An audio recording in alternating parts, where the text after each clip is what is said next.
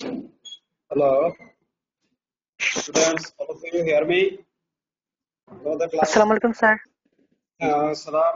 তোমাদের হচ্ছে আজকে আমাদের বিএমডিসি হচ্ছে আমাদের এখানে ভিজিটে আসছে, এই কারণে তোমাদের কিছুটা দেরি হয়ে গেল। ঠিক আছে, ওকে। আমরা ক্যালসিয়াম শুরু করে এবং ক্যালসিয়ামের ফর্মের কথা বলছিলাম, যে different forms of calcium. Okay, hydroxyapatite crystal mainly present by hydroxyapatite crystal. Okay, both total calcium and ionized calcium measurements are available in many laboratories. Okay, and body requirements, last আমরা যেটা বলেছিলাম যে according to age body requirement is increases.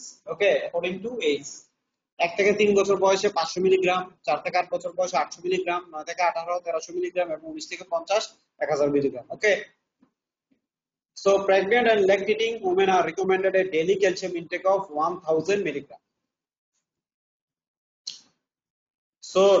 Sources of calcium. So what are the sources of the calcium? At first, calcium is found in milk and dairy products. Mainly আমরা কোথায় পাবো এটা? Then green leafy vegetables. দেখো, calcium is found mainly এই জিনিসটা যখন তোমাদের source জিজ্ঞেস করা হয় পরীক্ষার সময়, তোমরা কিন্তু সোর্স গুলো ঠিকভাবে বলতে পারো না। ঠিক আছে, calcium is found mainly in the milk and dairy products, green leafy vegetables, seafood, almonds, হ্যাঁ, মানে কাঠবাদাম আমরা যেটা বলি almonds। almonds কি? almonds বলো তো, what is almonds? কাঠবাদাম, কাঠবাদাম। ওকে, ব্ল্যাক স্ট্র্যাপ মোলাসেস, এটা আমাদের দেশে পাওয়া যায় না, এগুলো বাইরের দেশে পাওয়া যায়। ব্রোকলি, হ্যাঁ ব্রোকলি, এটা হচ্ছে কি ওয়ান টাইপ অফ ভেজিটেবলস, আমরা যেটা কিনা ইয়েতে খাই, তোমার হচ্ছে যে কিছুটা ফুলকপির মতো, হ্যাঁ broccoli. enriched soil, rice meal products, pigs, soybeans and tofu, they are the rich sources of calcium always. Okay, rich sources of calcium. Now we discussed about intestinal absorption of the calcium. Okay, একটা জিনিস মনে রাখবা, total daily calcium intake is 1000 milligram per day from milk and milk product. Okay, fish, meat, vegetable, and output is also 1000 milligram per day through urine, এবং সেটার ভিতরে হচ্ছে 2000 milligram per day through urine and 800 milligram per day through feces. ইউরিনের মাধ্যমে কতটুকু করে জানো? 200 milligram per day through urine and 800 milligram per day through faeces. So যদি কাউকে তুমি বেশি দিয়ে দাও, ক্যালসিয়াম দাও, সেক্ষেত্রে তার কি হওয়ার সম্ভাবনা থাকে? কনস্টিপেশন হওয়ার চান্স থাকে। আন্ডারস্ট্যান্ড? কোষ্ঠকাঠিন্য হওয়ার চান্স থাকে, এটা সবসময় মাথায় রাখবা। Okay, so absorption of the calcium. Absorption is taking place from the first and second part of the duodenum. From the first and second part of duodenum. Against concentration gradient. Mainly, কিভাবে হচ্ছে যে taking place from the first and second part of the duodenum against concentration gradient. তোমরা যখন cell membrane physiology পড়েছিলে, সেখানে তোমরা যে বিভিন্ন ধরনের ট্রান্সপোর্ট মেকানিজম, এগুলো সম্পর্কে তোমরা পড়েছিলে। Transport mechanism, different type of the transport mechanism. Okay, এবং সেখানে বলা হয়েছে কি যে এই ক্যালসিয়ামটা অ্যাবজর্পশন হয় mainly first and second part of the duodenum against the concentration gradient. এবং একটা জিনিস কি দেখো, from intestine calcium is absorbed actively through transcellular route by vitamin D and passively through paracellular route. ওকে, ট্রান্সসেলুলার এবং প্যারাসেলুলার রুটে কি হয়? অ্যাবজর্পশনটা হচ্ছে। এবং একটা জিনিস মনে রাখবা যে absorption required A career protein helped by calcium dependent ATPase. ওকে, তোমরা কি শুনতে পাচ্ছ আমি কি বলতেছি? all of you hear me? G sir, শোনা। হ্যাঁ, জি স্যার, অ্যাবজর্পশন রিকোয়ার্ড। তোমাদের আজকে বেসিকক্ষণ ক্লাস নাই, তারপরে ফিজিওলজি ক্লাস আছে, আমাদের এখানে মিটিং চলতেছে, ঠিক আছে, মিডল কলেজে। সো আমি শর্টলি তোমাদের বলতেছি, absorption required carrier protein help by calcium dependent ATPase। Okay, একটা ক্যালসিয়াম ডিপেন্ডেন্ট ATPase এর মাধ্যমে কি হয়, অ্যাবজর্পশনটা হচ্ছে। ওকে, আচ্ছা, what are the factors increase the absorption? At first, calcitriol, active form of the vitamin D. calcitriol আর হচ্ছে active form of vitamin D, এরা কি করে, অ্যাবজর্পশন বাড়ায় দেয়। প্যারাথাইরয়েড হরমোন, অ্যাসিডিক পিএইচ, তার মানে ইন্টেস্টাইনে যদি অ্যাসিডিক পিএইচ থাকে তাহলে ক্যালসিয়াম অ্যাবজর্পশন বেড়ে যাবে। ওকে, লাইসিন এন্ড আর্জিনিন, দুটো amino acid, they will increase the absorption of the calcium. আচ্ছা, তার আগে তোমাদের আমি একটু সংক্ষেপে বলি যে ইন্টেস্টাইন থেকে অ্যাবজর্পশনটা যে হচ্ছে সেটা কিভাবে। এটা তোমরা তোমাদের বইয়ে লেখা আছে, তোমরা এটা পড়বা যে intestine, from intestine it will absorb through paracellular এবং সেলুলার ট্রান্সসেলুলার রোড। ওই যে ইন্টেস্টাইনাল যে ভিলাই আছে, intestinal epithelial cell, intestinal epithelial cell. Okay, তবে একটা জিনিস, one thing is very important, 20 to 30% of the dietary calcium is absorbed from intestine by vitamin D। 20 to 30%, 20 to 30%, কি বলছি, 20 to 30%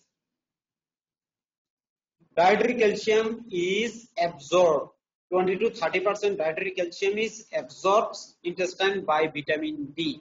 Without the help of the vitamin D, this calcium is not absorbed. So if there is deficiency of the vitamin D, there must be deficiency of the calcium।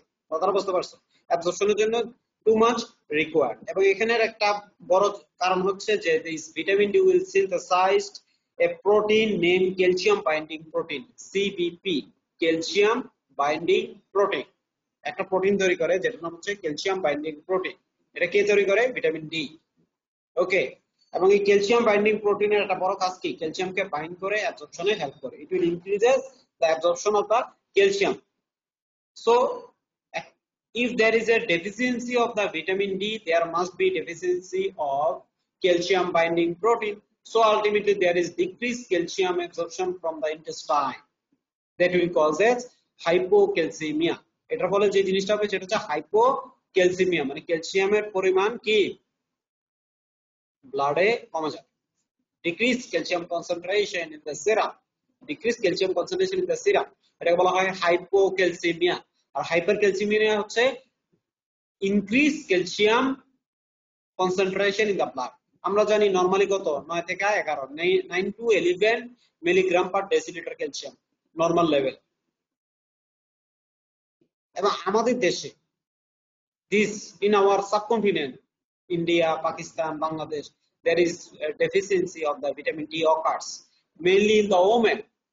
মহিলাদের এটা বেশি হয়, vitamin D deficiency হয়, বুঝছো, ঘরের ভিতরে থাকে। আবার অনেকে হচ্ছে যেমন মনে করো যে শীত প্রধান দেশ, হ্যাঁ, যেখানে হচ্ছে সূর্য এরকম ওঠে না, হ্যাঁ, ইউরোপিয়ান কান্ট্রি, সেখানেও কিন্তু এরকম ভিটামিন ডি ডেফিসিয়েন্সি হয়। এবং আমাদের দেশে গার্মেন্টস ওয়ার্কার যারা, তাদেরও হয়, কারণ ভিটামিন ডি যে সকল খাবারে থাকে, তা food containing vitamin D, the intake is very less।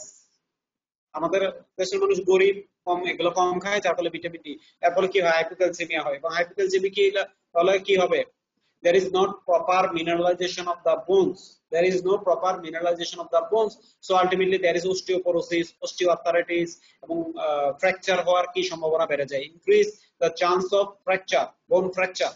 understand কি বলছি, বুঝতে পারছো তো? জি স্যার, so বুঝতে this পারছি। is very so this is very very important, এটা তোমরা মনে রাখবা। ওকে, শোনো, ক্যালসিয়াম তোমরা সবাই মনে রাখবা, ক্যালসিয়ামের যে ডেফিসিয়েন্সি এটা কিন্তু ইয়ং এজে হইতে পারে, তোমাদের বয়সেও কিন্তু হইতে পারে। এই কারণে অবশ্যই তোমরা মানে ক্যালসিয়াম কন্টেইনিং ফুড গুলা খাবা। এই বয়সে যদি হয় তাহলে এটার যে consequence if there is a calcium deficiency in this ages, its consequence is very bad in future. এটার কনসিকুয়েন্সটা ইন ফিউচারে কি খুবই সুবিধার হবে না, ঠিক আছে। So what are the factor that will inhibit the absorption of calcium?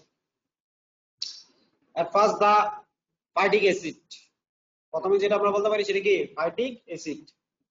তারপর হচ্ছে অক্সালেটস, এবং ফসফেট আর হচ্ছে magnesium. Okay, phytic acid, oxalate, phosphate, magnesium. These will inhibiting the absorption of calcium. Calcium binding protein, যেটার কথা আমি বললাম, যে calcium binding protein facilitate transcellular shuttling of calcium to basolateral border from which calcium is absorbed to blood by calcium pump by a calcium sodium antiporter. এই কথাটা বলার কারণটা কি আমি তোমাদের আবার বলি। যখন ক্যালসিয়াম বাইন্ডিং প্রোটিনটা সিনথেসাইজড হয় by vitamin D, it will causes or facilitate the transcellular shuttling of the calcium by basolateral border of cell. So calcium pump এবং ক্যালসিয়াম সোডিয়াম অ্যান্টিপোর্টার, ক্যালসিয়াম সোডিয়াম অ্যান্টিপোর্টারের মাধ্যমে কি হয়, ক্যালসিয়ামটা অ্যাবজর্পশন হয়ে কোথায় যায়, সেলে যায়, and from cell it will go to blood by calcium pump. From cell it will go to blood by calcium pump.